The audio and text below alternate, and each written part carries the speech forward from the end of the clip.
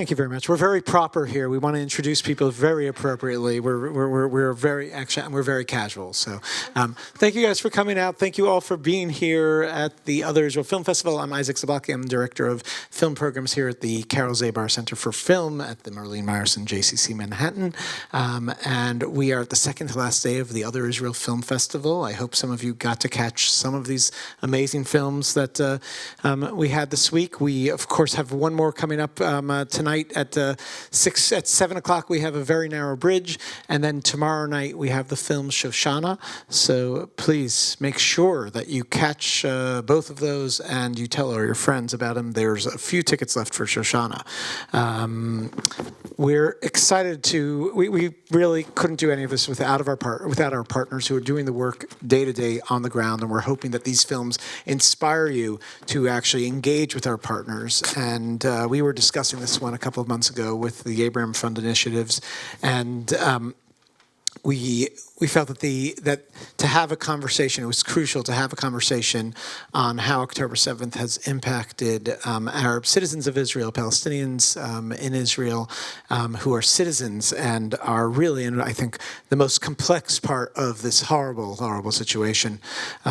So we're excited to partner also with the Interagency Task Force and have Erica Schaps here to lead this conversation. Thank you so much, Erica. And we have here the Abraham Fund's co-CEOs, Amnon Ben Suletzin, you'll say your last name, and Shahira Shahalbi. That one I got. Thank you so much, and thank you for being here.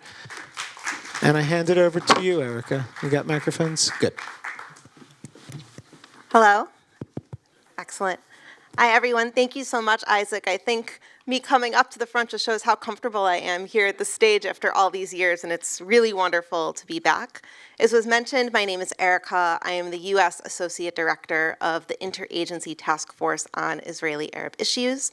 We are an educational resource for American Jewish communities focused on Arab Palestinian citizens of Israel and Jewish-Arab relations within Israel. And this is such a natural partnership for us to be here. We've worked pretty much since the beginning with Other Israel Film Festival and certainly with Abraham Initiatives, and I'm so glad that our worlds could all collide and bring us here for this conversation today. As Isaac mentioned, Palestinian citizens of Israel find themselves in a really complex moment, in a complex position, in a moment and time that is complex and horrifying and painful for everyone, and really where suffering is so present. Palestinian citizens make up about 20% or 1 in 5 of Israel's population. And oftentimes I think are stories and perspectives that we have less exposure to and access to in the United States. And the field of what are relationships looking like between Palestinian citizens of Israel, between Jews and Israel, is always something that's so important for Israeli society, democracy, for everyone's well-being, but even more so underscored now than perhaps ever before, at least certainly in recent history.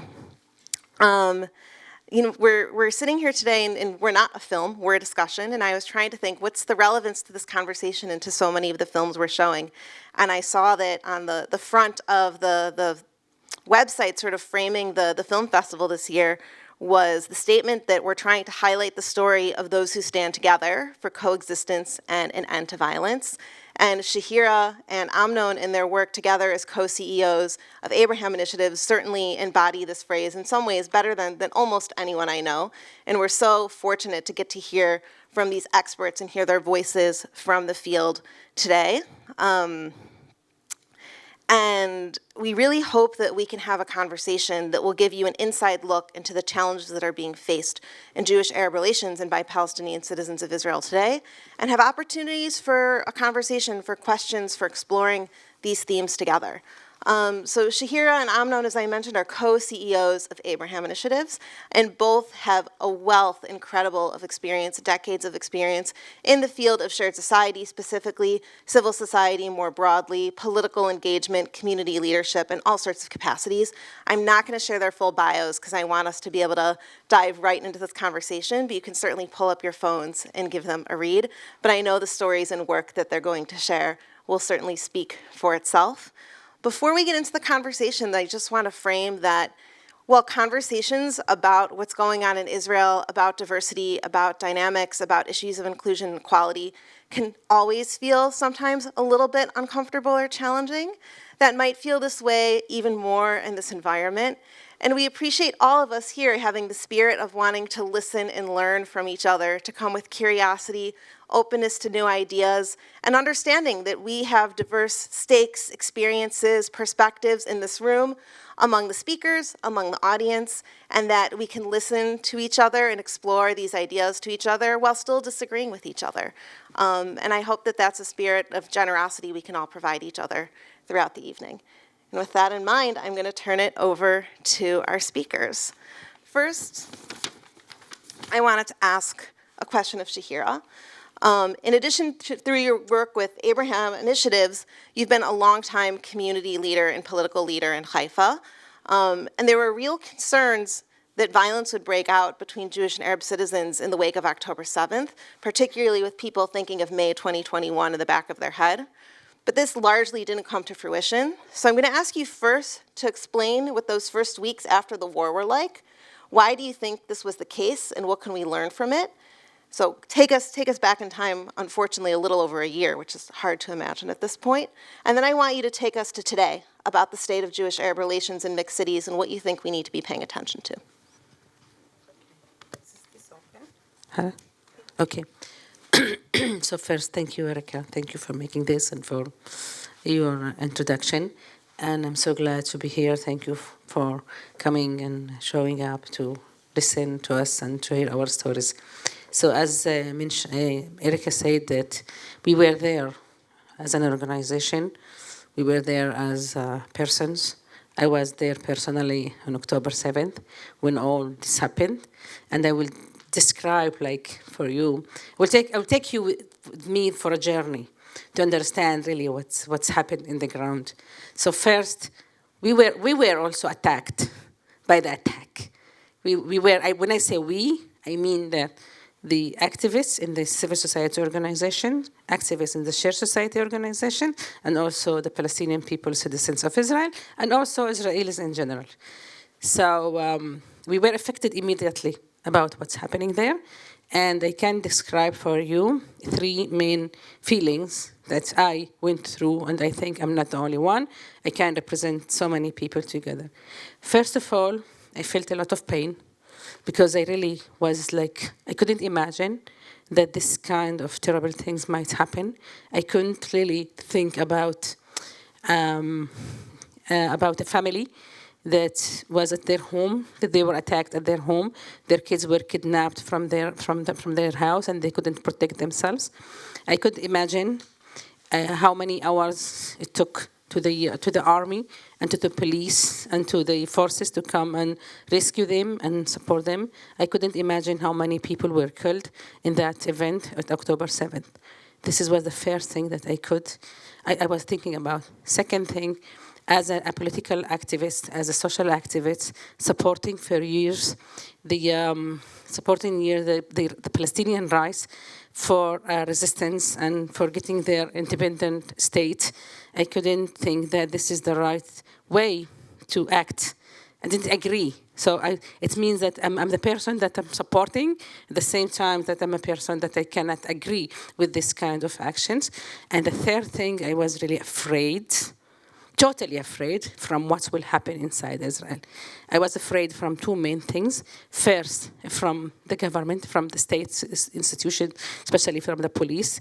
I knew that the Palestinian citizens of Israel would be a target group for the police in Israel. So any kind of resistance, any kind of raising voices, if you go to the street and then you demonstrate against anything, you will be like, you will face violent action from the police, and also was afraid from to be attacked from other Jewish groups, and I was concerned that we will see a violence and escalation in mixed places, in workplaces and mixed cities. So taking all of these things that I felt as a person, and I think it wasn't only personal thing that I felt. It's like I can say that most of my community felt almost the same in different levels, but was like the feeling. And we knew everyone in Israel, we knew that Israel is gonna react and gonna attack in Gaza, and we knew that a huge conflict is going to be there. And we could also expect that when a conflict starts in the south, another conflict, another war. Why are we using the word conflict? It's a war. And when a war will start in Gaza, a war will start in Lebanon, and clashes will be in East Jerusalem, and mixed cities might be the fourth front in Israel, and clashes and escalation will happen between Arabs and Jews. So we started to think, what should we do? Because we were facing two main things actually inside Israel. I'm talking inside Israel. We are an organization that we act inside Israel and not in West Bank. Like we call it, what we used to call it, the green line. We don't have green line today in Israel, but we still imagine the green line, and we want to work inside the green line because we still believe in the two-state solutions. We still believe that we need a green line. So we decided that we need to take an action, and immediate actions was necessary. Should happen immediately because we couldn't wait to the day after.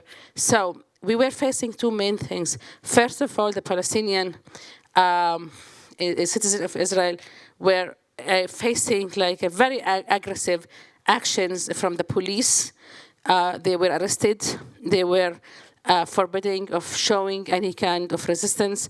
They weren't able to demonstrate in the street, so they were threatened by the police. So we were very silent as a society. We still now we have started to raise voices against the war in Gaza, against the war in Lebanon, but for more than a year, we were forbidden to show any kind of empathy even toward the Palestinian people who are suffering from the war, from the Israeli attack.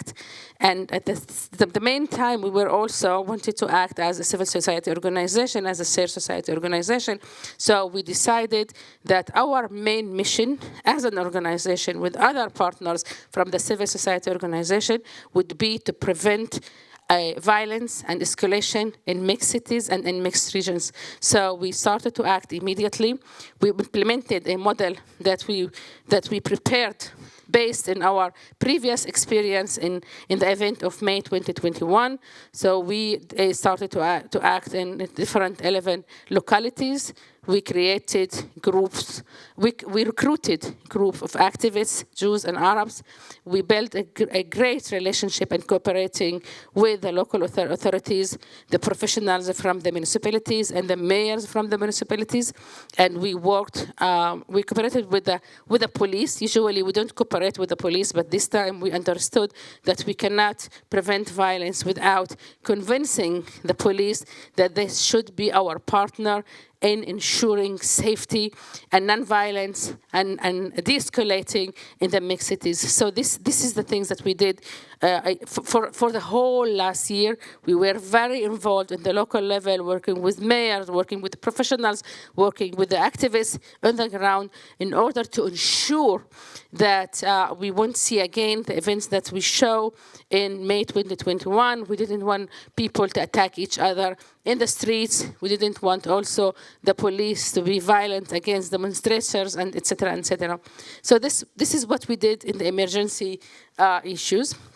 I wanted to do a quick check. Does anyone here not familiar with the events of May 2021 or what we mean when we say a mixed city in Israel? Okay, awesome. Do you want to give a little background, or you want me to give a little background? Yeah. So when we talk about mixed cities in Israel, we're talking about places you might have heard of: Haifa, Lod, Jaffa, places where there's a significant Jewish population. The Jewish population is generally in the majority, but also a substantial Arab minority. About 10% of Arab citizens, a little more, live in what we talk about as being mixed cities. And these are areas, unlike the rest of Israel, where Palestinian citizens and Jews are seeing and interacting with each other every day, which is actually not the case for the majority of people, but it is in these communities. And there are some regions that also, while the cities aren't mixed, a lot of places in the north and the Negev where your neighboring town is going to be a different town and people are interfacing and interacting more in public spaces. the events of May 2021, I'm just going to explain very, very quickly, and could take questions or talk to people after. But there were political events and escalations going on in East Jerusalem which they typically don't, spilled over to mixed cities, where there were groups of Arab and Jewish youth, different groups, different people who were clashing, sometimes nonviolently, but also often turned violent in both directions. And people were coming from outside of these mixed cities into these mixed cities and sort of creating some havoc and chaos in a way that really didn't have precedent for the prior 20 years and was a real sort of shock and upheaval to civil society and to those communities. Is that a reasonable take? Yeah, amazing. Yeah. Okay. So thank you, Erika, for clarifying this. And I want to move that for your second part of the question to describe what's happening today. Okay, all the things that I described with other actions that were taken by other organizations, by other activists, by mayors, we maintain the situation in the mixed cities and mixed regions. We are also talking about mixed regions. Mixed regions, there are places that you will find Arab localities very close to Jewish localities, and they are sharing the space. They live in the same region, but they have a lot of daily relationship, like the Arabs working in the Jewish localities, Jewish people go to the Arab localities to buy their stuff, and etc. A lot of sharing the space, sharing the daily life is happening in Israel. So we really maintained like the civil society organization, we helped a lot, we contributed a lot for maintaining the relationship and keeping the internal like front in Israel safe as you can see today. But at the meantime, we still have a lot of challenges.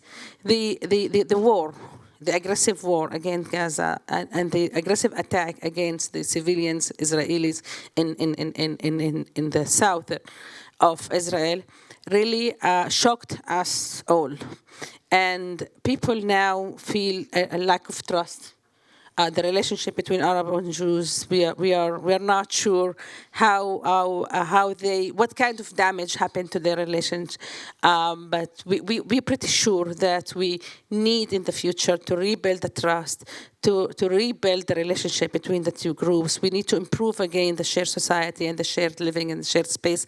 And we're still living under like a very right-wing racist government that doesn't support our work. We are doing the work in the field, and they are trying to bring the damage from outside the field. So this is a general situation that I can speak. Thank you for kicking off our conversation, Shahira, and providing so much insight through your work and experience. Amnon, I want to turn to you. In addition to the shared society work that Shahira was just discussing, Abraham Initiatives also works a lot on the specific issues and needs and experiences of Palestinian citizens as a minority group in Israel. From your vantage point in work, what has the post-October 7th experience been for Palestinian citizens of Israel? And what's on your mind regarding this topic right now? Okay, good evening, everyone. It's great to be here. So first of all, I'm not a Palestinian. I'm an Israeli Jewish citizen, and I can, I try to sense and measure the Palestinian-Israeli sentiment, and I'm pretty familiar with it, but I obviously cannot represent Israeli-Palestinian citizens. But nevertheless, I'll try and say, I'll try and share my understanding of the situation.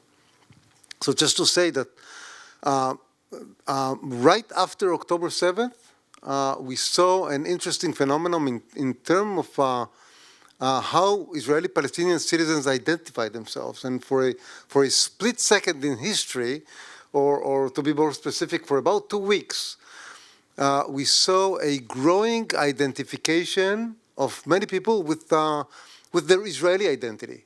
We know that Israeli Arab citizens, usually they describe themselves as Israeli Arab citizens, as Palestinians, as Muslims. They have multiple identities, and the Israeli component in this identity is in most cases definitely not the strongest or the number one or even the number two or three in their identity, in the ladder of identities. But when we carried out this opinion poll, right after the events in order to understand what people think,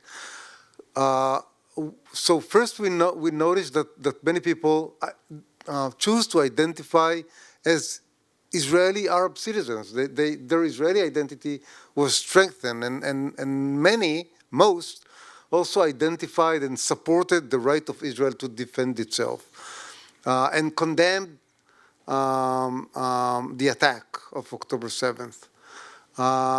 But as time went by, I think about 2 weeks later, when the Israeli raid, when the Israeli retaliation in Gaza, or the war against Gaza kept going and even strengthened, those sentiments faded, and the Palestinian identity within the ladder, or this complex multiple identity of Israeli Arab citizens grew stronger.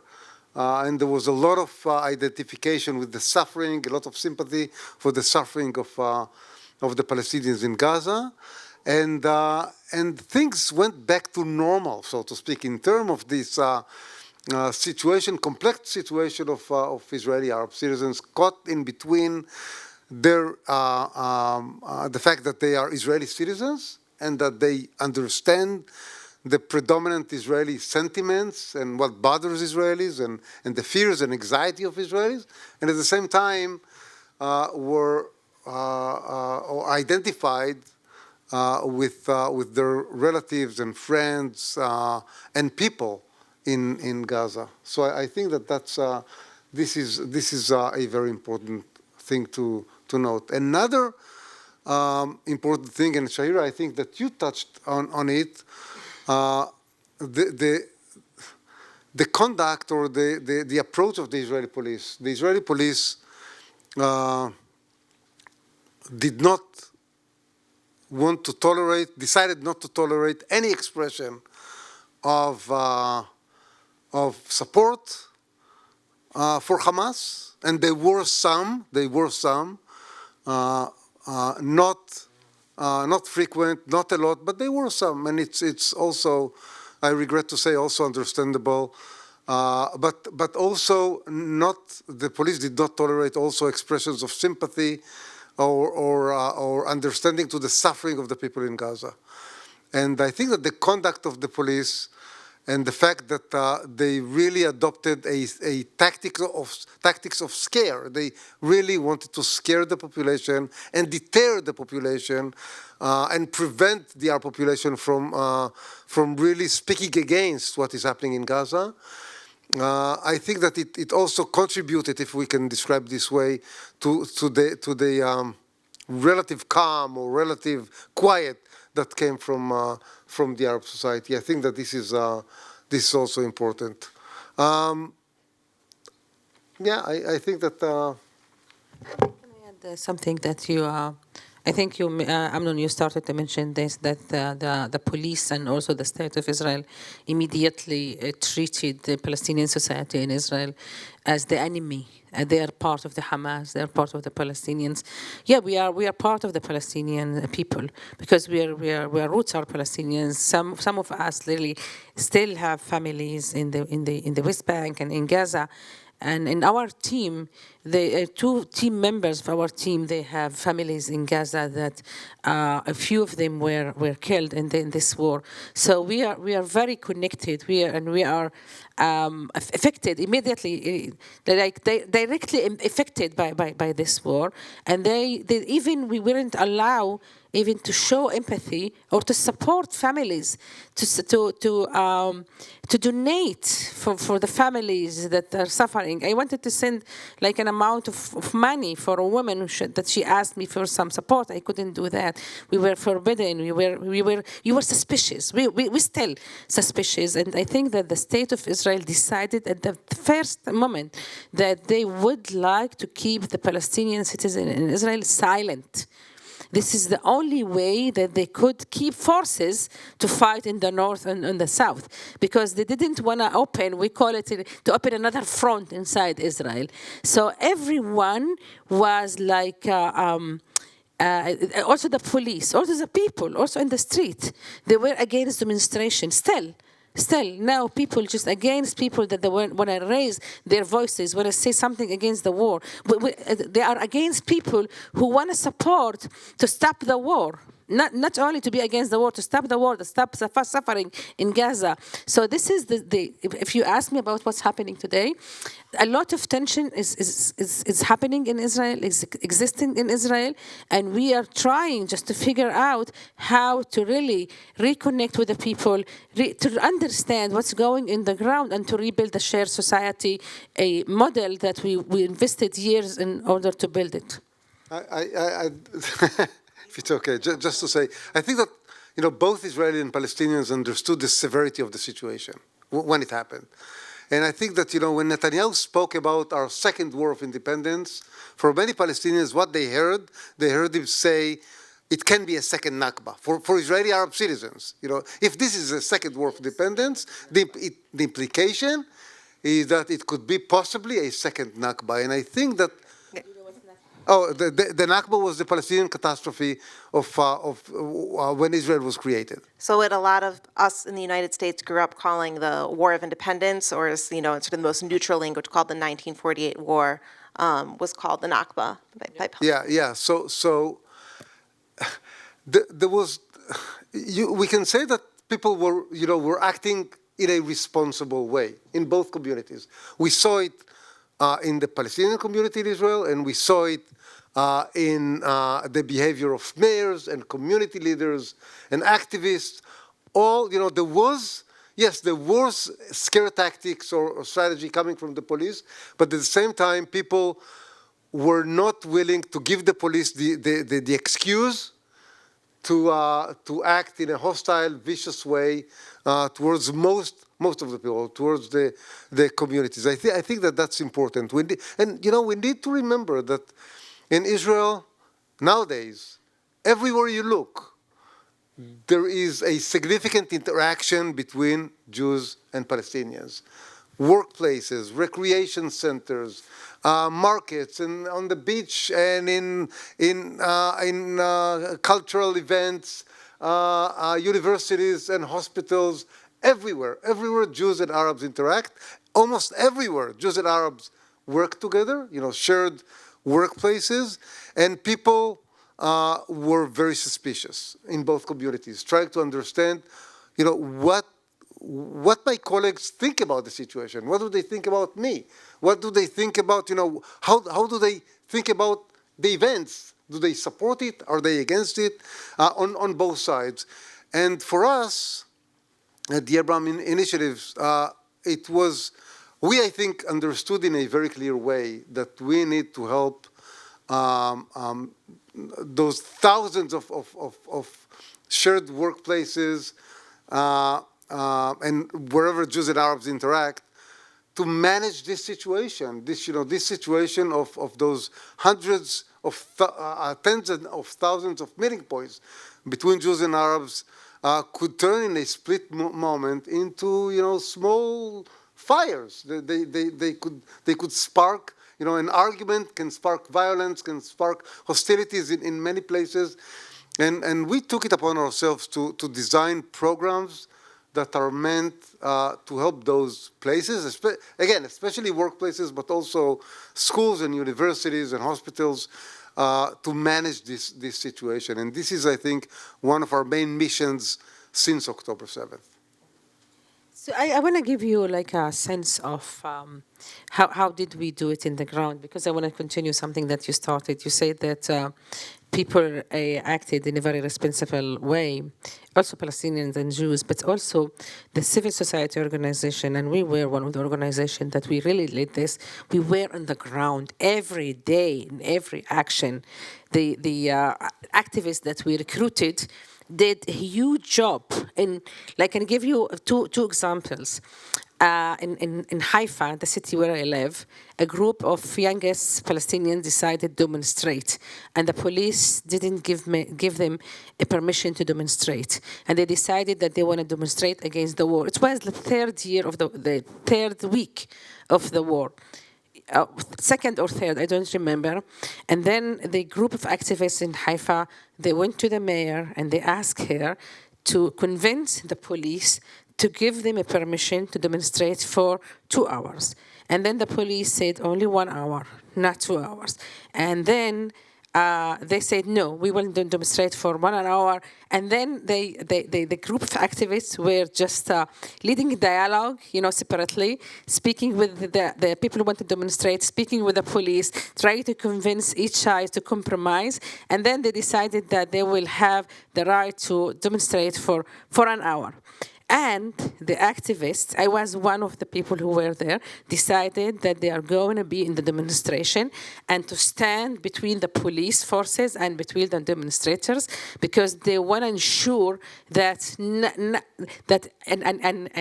violence is not going to happen. They want to de-escalate the situation there. And they didn't leave until the last demonstrators and the last policeman left the area. So this is the work that they did in Jaffa, also in Lud, also in Haifa, also in Akko. They were there all the time, just like opening their eyes and their ears, hearing what's happening there. They mentored fake news. A lot of fake news were going around in these places, such like the right-wing groups will write in Facebook, if you live, there are 4 Arab people throwing stones or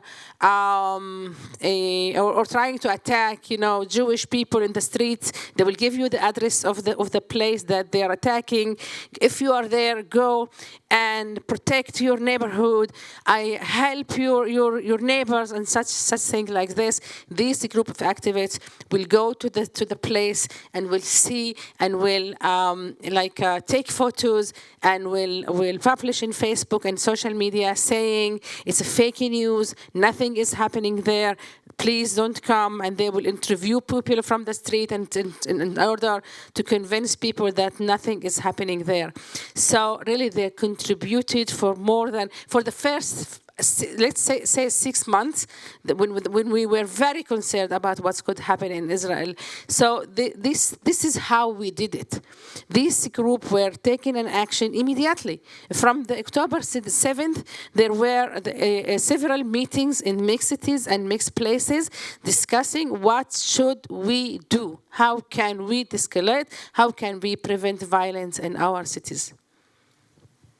I'll share, reflecting back on some of what you said is an outsider who's sort of watched and seen the ecosystem you work in and the work that you've done over almost 5 years now. I think the 2 words that come to mind from what you shared to me are questions about resilience and about trust.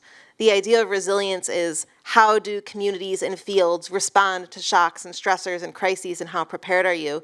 And it was very evident to see that the way the field had learned since 2021 about what we can do and anticipate and how we could preemptively prepare ahead of times, and just the fruit that bore in the work that you and your colleagues and communities and activists were doing.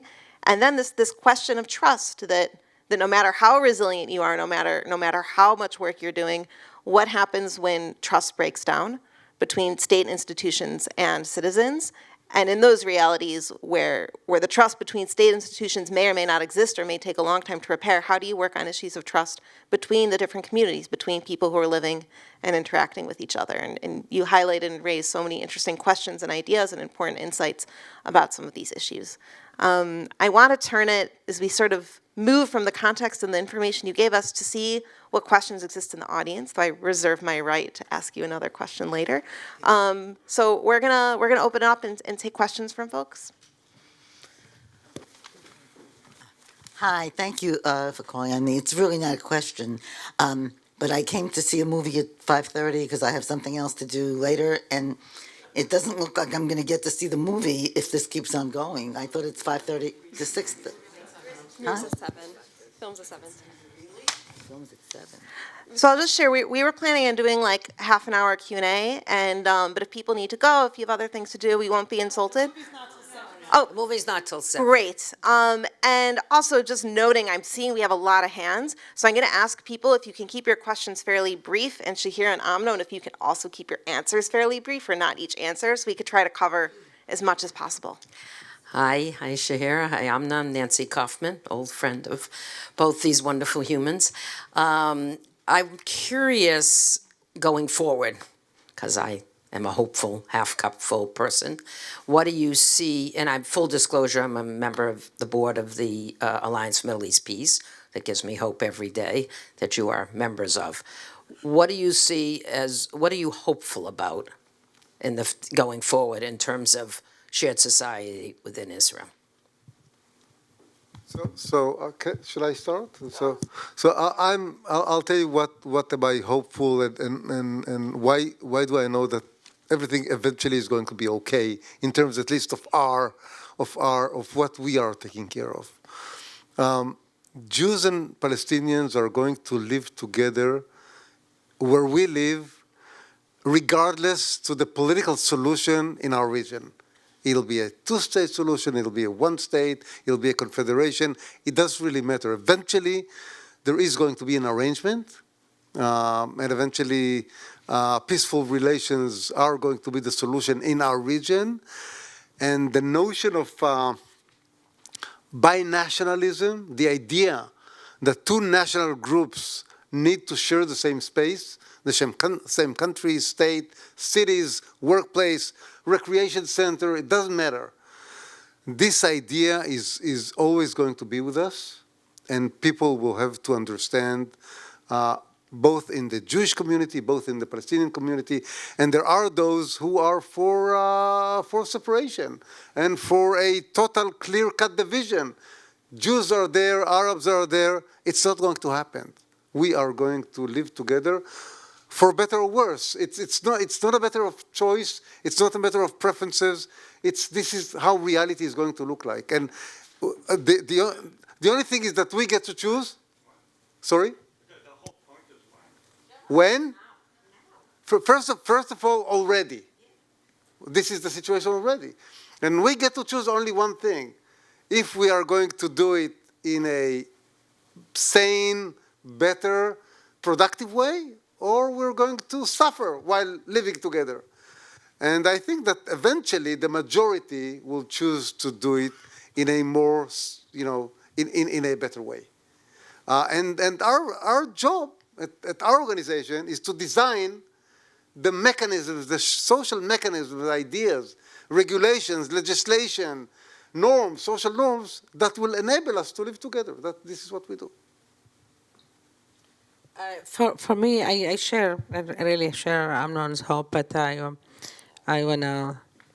My hope is limited today to stop the war against Gaza, rebuild Gaza, recover Gaza, stop the war in Lebanon, recover Lebanon, build a peace agreement between Israel and the Palestinians and the Arab countries around, and having an independent Palestinian state next to Israel state, and building peace between the two communities, the two nations, let's call them, and to have the shared society model that we created in Israel as a model that we can adapt when we are building the relationship between the other nations in the area. A big one, but I'm sorry. Big dreams. Good luck. Thank you. Hello. I hear what you're saying about all the mixed communities, but can you speak to the mixed schools? And from my understanding, there aren't very many mixed schools. I know there's hand in hand, but you can go your entire school career until 18 years old and never have a deep relationship with a Jew if you're an Arab if you're a Jew, and if they continue to be segregated, how can we envision a more integrated world? Thank you. I'll add, just as you said, because some people know this, some people don't, that it's correct that most young people within Israel are attending separate schools. There's Haredi, religious, and secular schools in the Jewish system that go to school in Hebrew, and then there's the Arabic system where students go to school in Arabic and study Hebrew as a second language, with a few exceptions that you should talk about. I'm going to broaden your question a little bit to both ask about those mixed schools, and then also what's being done related to education and young people interacting for those majority of kids that are not getting to go to those explicitly in your classroom is a shared school, because that's probably only 3,000 students in the country at a given time. So one of the sources for alienation and mistrust and anxiety between Jews and Arabs in Israel can definitely be attributed for the separated schooling system in Israel. The fact that there is no one educational schooling system, one funnel, one public school system where everyone are attending, and that's. But the truth of the matter is that both Jews and within the Jews, both secular and Haredi and national religious and Arabs are terrified from assimilation, terrified from losing their identity. And this is why, vast majority, over 90%, over 95% of both Jews and Arabs are reluctant to send their kids to shared schools, to Jewish Arab schools, those of hand-in-hand. And this is why the hand-in-hand system constitutes of only 5 schools throughout Israel, which is marginal in comparison to the size of the Israeli schooling system.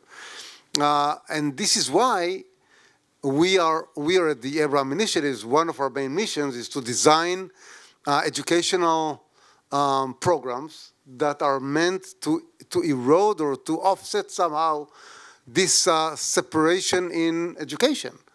And we have, along the years, we have introduced into the Israeli educational system a number of ideas, a number of programs that actually were implemented and showed that you can change the hearts and minds of the pupils and the faculty so they will be more receptive and more empathic and know more about their fellow citizens, Jewish and Arab. The latest project that we implemented is called Shared Learning, and we brought it actually to Israel from Northern Ireland, where the schooling system there is also separated. And in Northern Ireland, they invented this idea that 1 or 2 subjects will be learned together by Protestant and Catholic kids coming from adjacent schools. And in Northern Ireland, you could do it around many subjects because they all speak English. In Israel, there is Hebrew and Arabic, and this is why we chose English, the subject of English, to be the common denominator, to get the Jews and the Arab kids to study English together. And we tried this project, this idea, for almost 5 years in 20 pairs of schools, and it was accepted and recognized by the Ministry of Education. I cannot say that they are, implementing it throughout Israel, but it is recognized, and now it is a choice of other schools to take this program and implement it.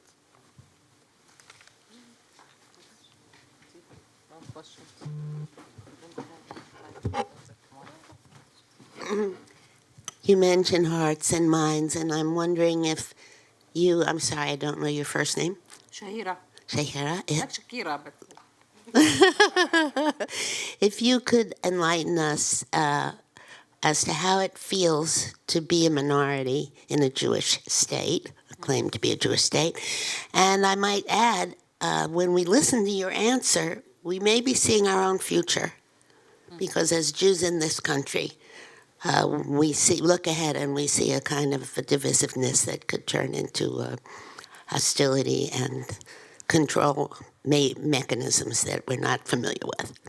How is it to live under, for example, Hatikva, where we talk about the Jewish soul? oh yes. How does it feel to be in a place where most things close on Shabbat?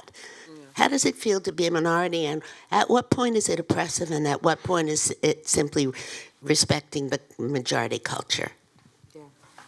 Oh, thank you for this question. You challenged me now.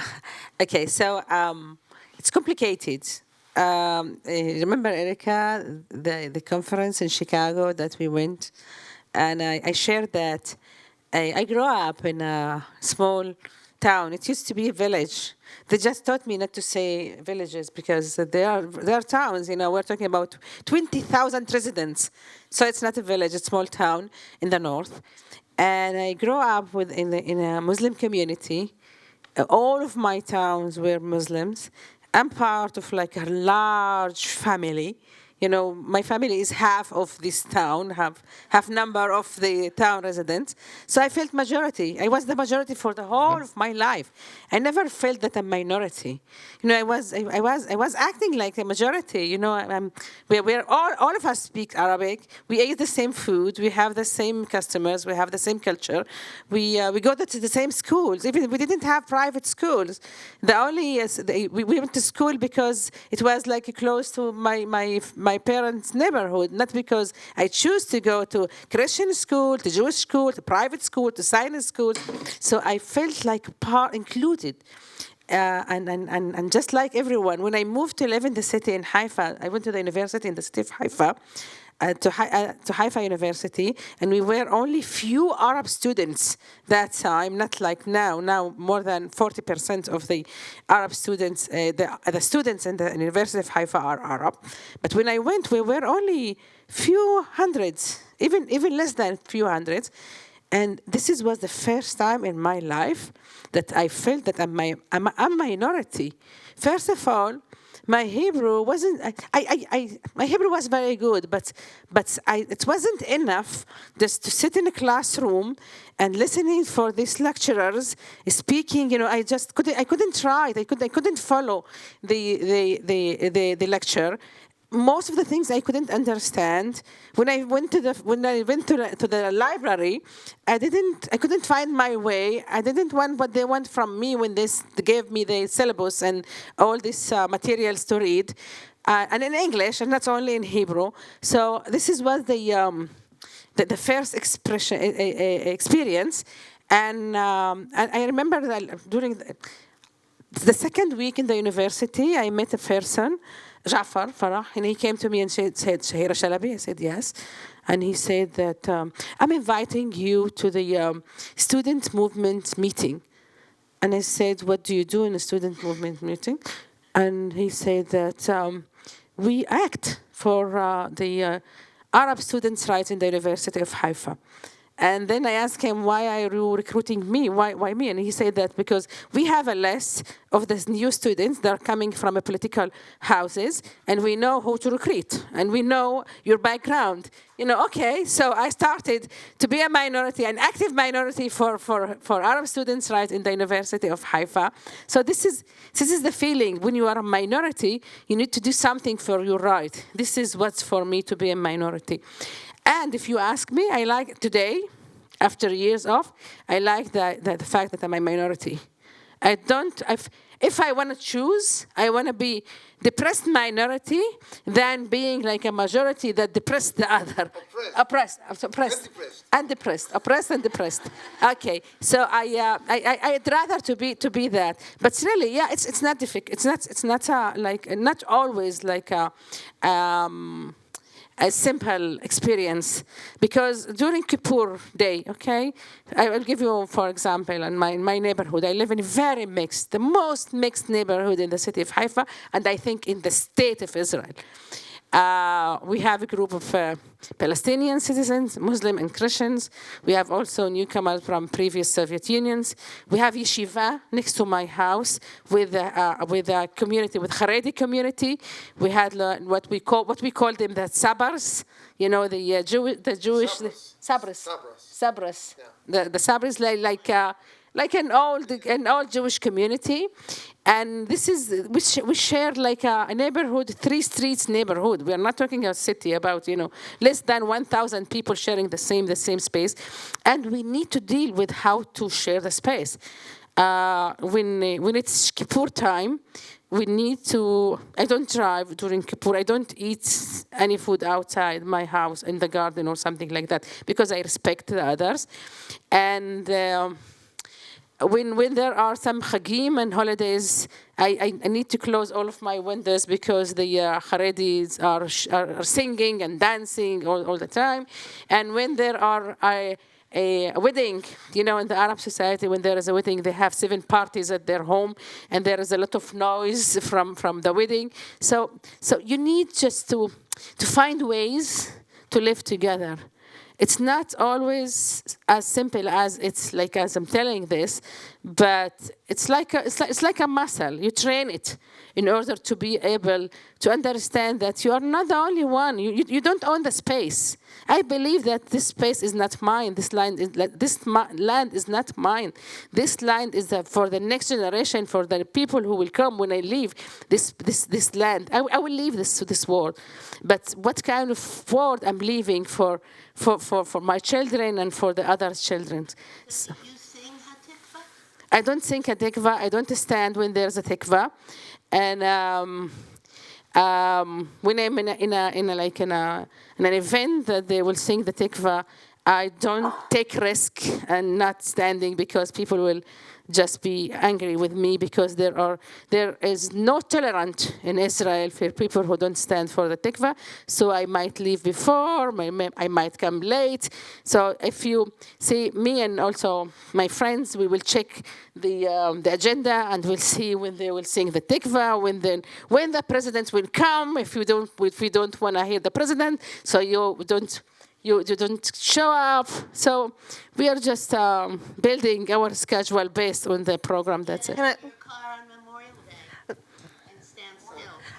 I want I want to make sure we get to some other questions and other people can hear. But I did want to ask you just a follow-up because I'll share for me. It's funny. I grew up in the United States saying Hatikva every day at summer camp, and it was only as an adult when I started working in this field that I had all thought about what it might mean for someone who's part of a minority group to say it. If you're comfortable, can you share a little bit why about a lot of Arab citizens don't stand for Hatikva or leave before it happens? Just because that might be the first time some people in this room are thinking about that question. Can I answer this question? Sure, and we'll keep it kind of brief, but I just wanted to make sure to raise it because it might be a new thing to think about. As part of the...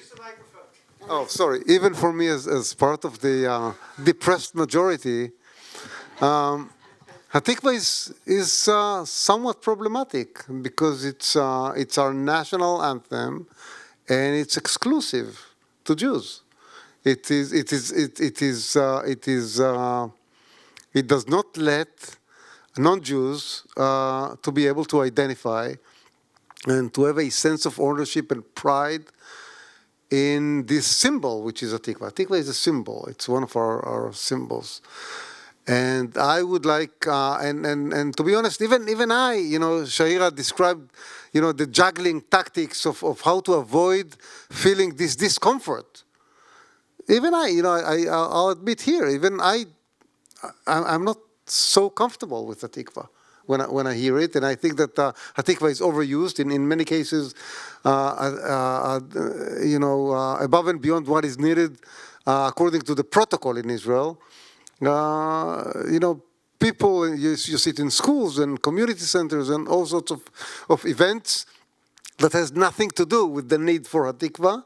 And it can be a university graduation ceremony and 40 or 50% of the graduates in this ceremony can be Arab students, and nevertheless they will sound Hatikva and expect everyone to stand up and sing it with a beating heart. No. Hatikva is a text which should make and makes Jews feel excited, but not Arabs. And I'm hopeful that in the future we will be able to design something which is a text which is more inclusive for everyone, for every Israeli. But I don't think that this is our first priority or our first worry. I think that we were dragged to this conversation about Hatikva, but there are much more burning issues now in Israel. Yeah, I want to add something for Memorial Day. And it's like it's a very important thing, not to address directly your question, but to understand that in between Israelis and Palestinians inside Israel, they have different narratives for Memorial Day. What you started to say, you were explaining about the Nakba. Amnon, you said Nakba. The Nakba day is the catastrophe day for the Palestinians, is the independent day for the Israeli and creating the state of Israel. So to stand and to just to stop the car and to stand because of in the Memorial Day, like to stand for whom?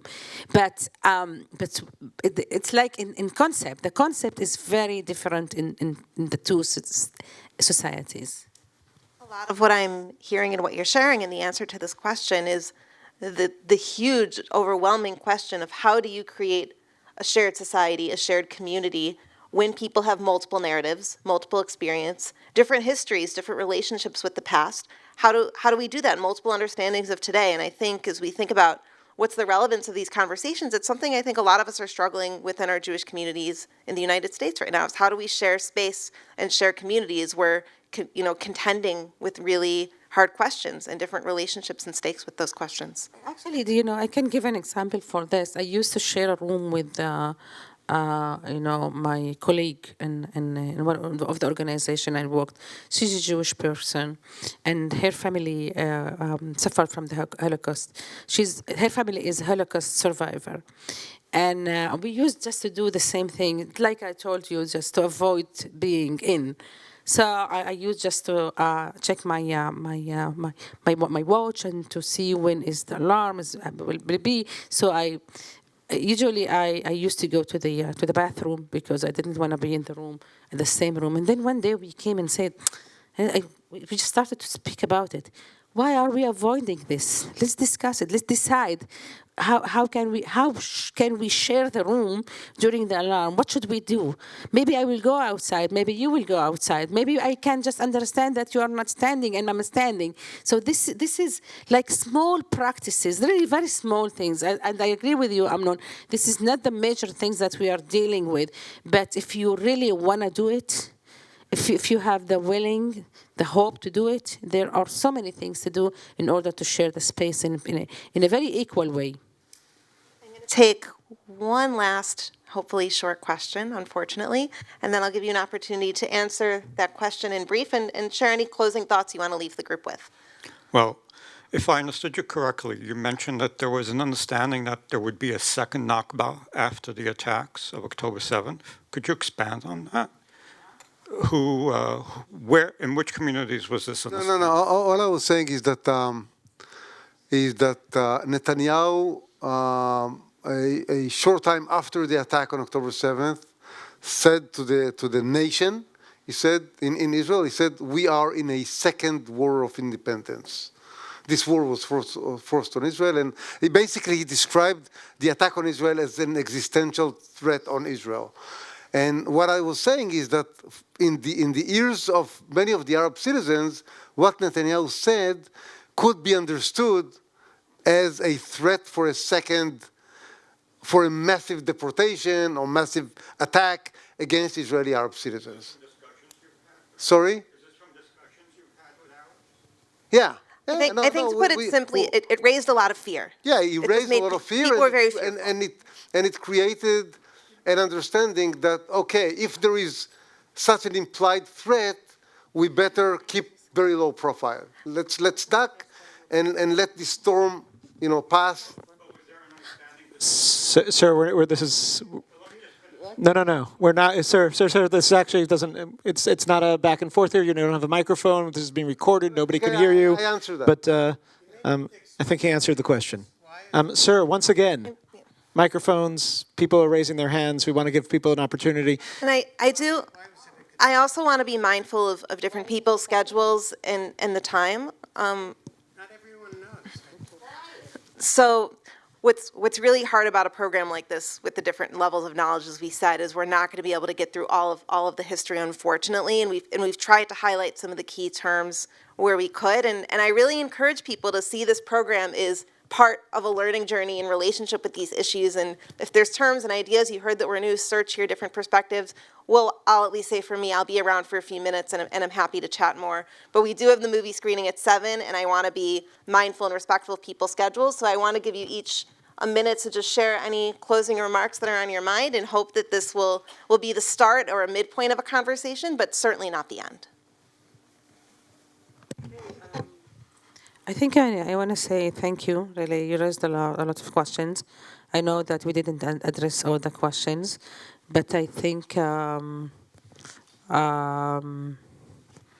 we still have a lot to share with you in the future. This is what I feel. So just reach out to us, get into our website, drop us a mail. And we can be a resource. So just see the Abraham Initiative as a resource for everything that might be interesting for you in regard to our issues. So we're here at least in the internet. So reach out. Thank you all for your openness, your curiosity, the real energy and spirit in this room. It was great to be with you. And thank you for doing this in a civil way. I want to give a big thank you also to Erica for leading this. Folks, there are so many great organizations doing work on the ground. And of course, one of our founding partners, I kept calling them the Abraham Fund Initiatives, but it's the Abraham Initiatives. Jimmy is here as well to answer any questions and to connect you to them. And of course, the Interagency Task Force has a big day coming up this week as well, and many more conversations. But right now at 7 p.m., we have the Very Narrow Bridge right here in this room. Please join us for that. Tomorrow night closing is Shoshana, which explores the Jewish underground during the British mandate made by a British filmmaker. So it's a fascinating perspective. Thank you all for being a part of this, and we'll see you soon. Have a good night.